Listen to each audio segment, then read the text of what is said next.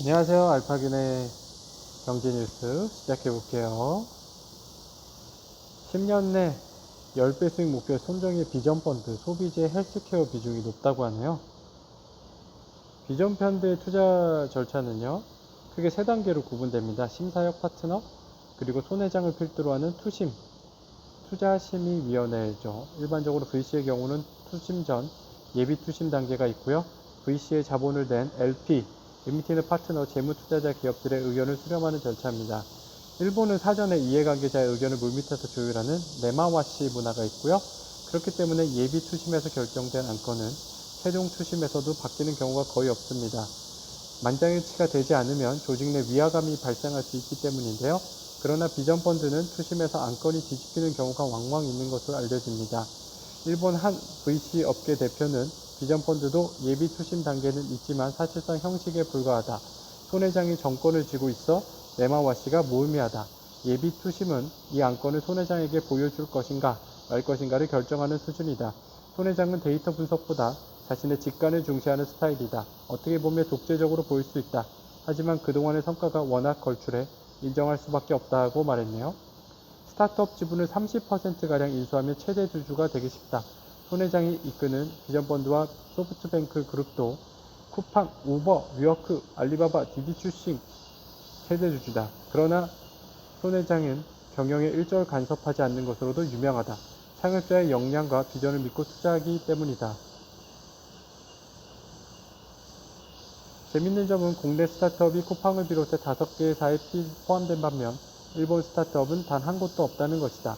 자국 내에서 서운한 목소리가 적잖지만 손 회장은 아랑곳하지 않는다.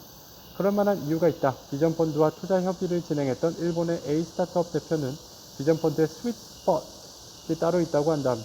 요약하면 유니콘 1조 원 이상 가치의 비상장 기업에서 10년 내 데카콘 10조 원 이상 가치의 비상장 기업으로 성장할 업계 1위 기업이다. 표를 한번 보시는 거 좀 시간이 많이 갈 것 같고요. 다음에 한번 보세요.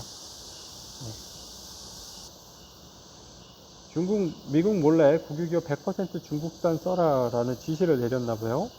미국과 중국의 패권 다툼이 치열해지는 가운데 중국 정부가 지난 5월 비밀리에 국유기업들의 바이 차이나 지침을 내린 것으로 알려졌다.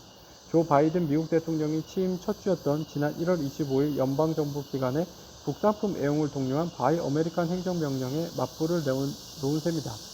이일 현지 시간 주요 외신에 따르면 중국 공업정보화기술 MRIT는 지난 5월 14일 정부 수입품 조달 감사 지침이라는 제목의 문건을 국유기업들에 하달했다.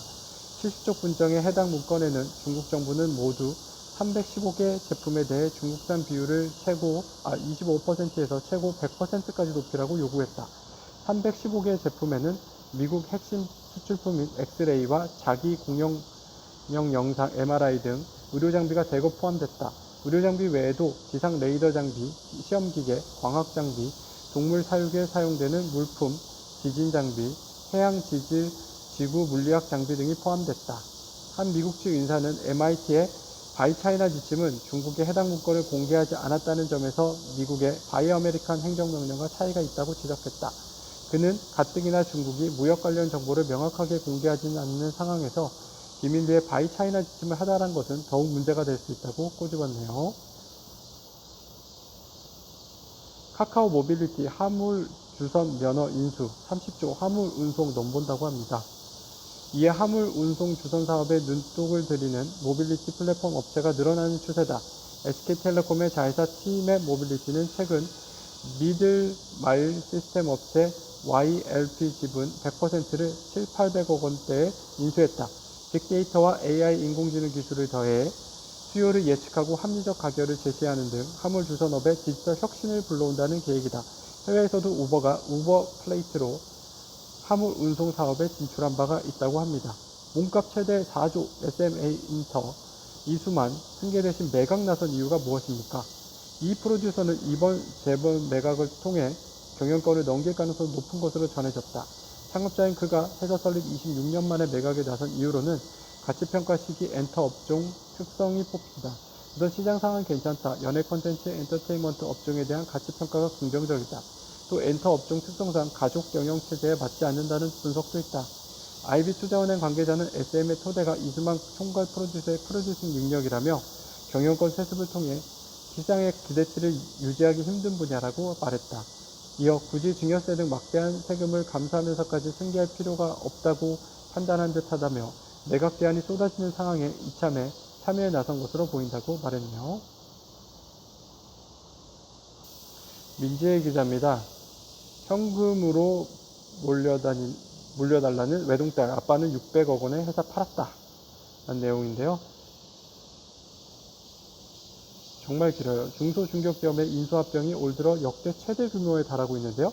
데이비 부머 1955년에서 63년생이 경영 일선에서 물러나면서 마땅한 통계자를 찾지 못하는 사례가 급증하고 있는 데다 제조업 경영 환경이 악화된 데 따른 결과로 해석된다. M&A 호황으로 제값을 쳐줄 때 파는 게 낫다는 판단도 작용했다.